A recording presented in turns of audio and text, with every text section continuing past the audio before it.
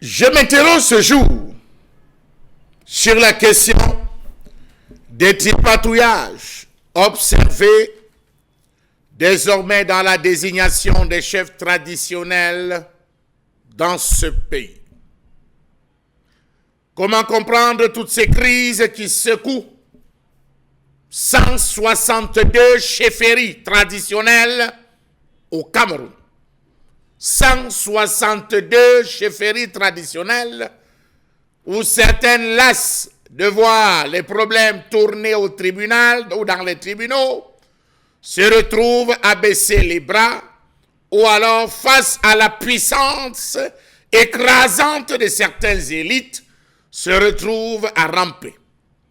Comment comprendre toutes ces crises qui se soldent parfois par des non-lieux?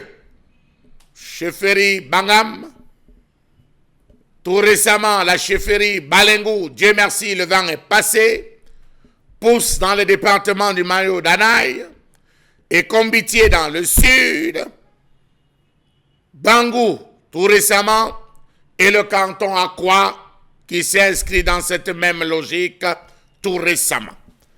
Comment comprendre désormais la confusion et le désordre qui règnent dans les chefferies traditionnelles dans ce pays? Non-respect des prescriptions traditionnelles légales sur le mode de désignation, implication d'acteurs non concernés sont entre autres les raisons qui expliquent les blocages rencontrés ça et là.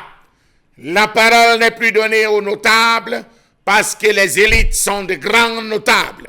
On a créé dans la hiérarchie traditionnelle une classe de notables exceptionnels qui décident sur tout sans toutefois respecter la lignée dans l'ensemble des cantons, chefferies traditionnelles. Pour un peu qu'on ait de l'argent, on est autorisé à entrer dans le sacro-saint lieu d'initiation. Qui est vrai chef et qui ne l'est pas dans un contexte où désormais ce n'est plus les initiés qui décident, mais plutôt les administrateurs civils, les élites et les affidés du pouvoir. Non, le RDPC ne doit pas perdre, on doit mettre quelqu'un qui respecte les idéaux du parti, même si le précédent appartenait à l'UNDP, même si le précédent appartenait à l'UPC, même si le précédent appartenait, non, il faudrait que partout ce soit le parti qui soit au devant. Lorsque ce ne sont pas les élites qui essayent de s'imposer à la tête d'une chefferie, on assiste à des blocages sur la désignation des chefs traditionnels.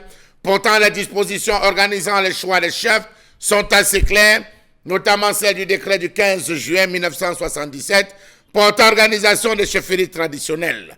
L'article 8 de ce texte indique notamment que les chefs traditionnels sont en principe choisis au sein des familles appelées à exercer coutumièrement le commandement traditionnel. Peut-on conclure que ceux choisis sont à mesure de pouvoir garantir l'unité de leur peuple à ce jour? Comment comprendre qu'on n'a pas intégré les réalités traditionnelles de non-succession? Question. Sont-ils encore les véritables garants de la tradition à eux léguée par les ancêtres? Quel est le rôle joué par eux dans le processus de préservation et de consolidation de l'intégration nationale? Y a-t-il réciprocité dans les relations qui les lient avec leur population? Lorsqu'on a vu il n'y a pas longtemps un chef nouvellement installé aller célébrer littéralement la victoire ou sa toute première sortie dans une autre zone, très loin du cœur de son royaume, aller célébrer ailleurs, aller célébrer cette fête que personne n'a compris d'ailleurs, dont il n'a été accompagné par aucun des notables. Comment comprendre que les règles de succession dans les traditions ne soient pas respectées? On parle d'élection chez les uns, on parle de désignation chez les autres, on parle du choix politique dans d'autres comtés. Il faut le dire, il faut s'interroger littéralement sur les situations qui arrivent dans ce pays. Comment comprendre qu'à ce jour, les chefferies traditionnelles se retrouvent à conserver encore à la tête ou à leur tête l'héritage de la colonisation avec des chefs de pacotille, des chefs imposés, des destitutions des chefs récalcitrants et des usurpations de titres?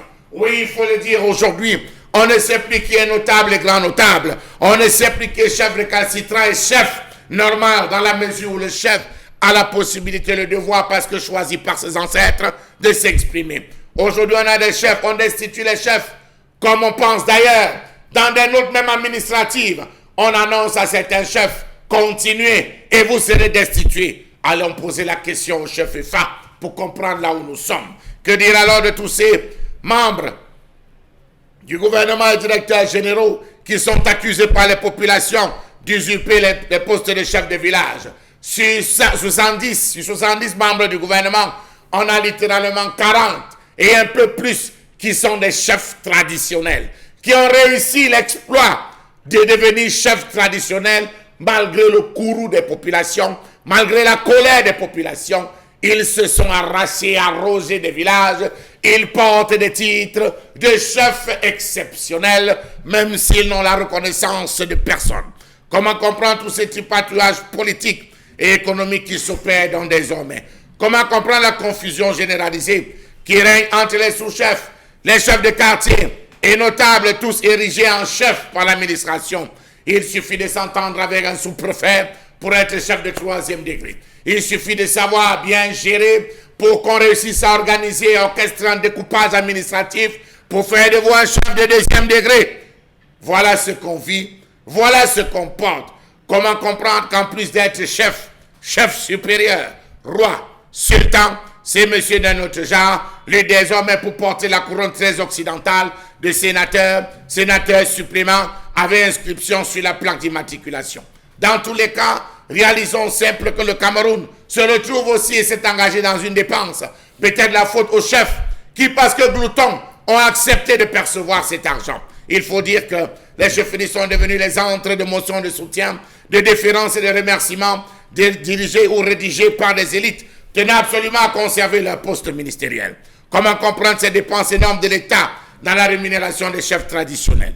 Petit calcul, le Cameroun compte 80 chefferies de 1er degré, ce qui fait par mois une dépense de 16 millions.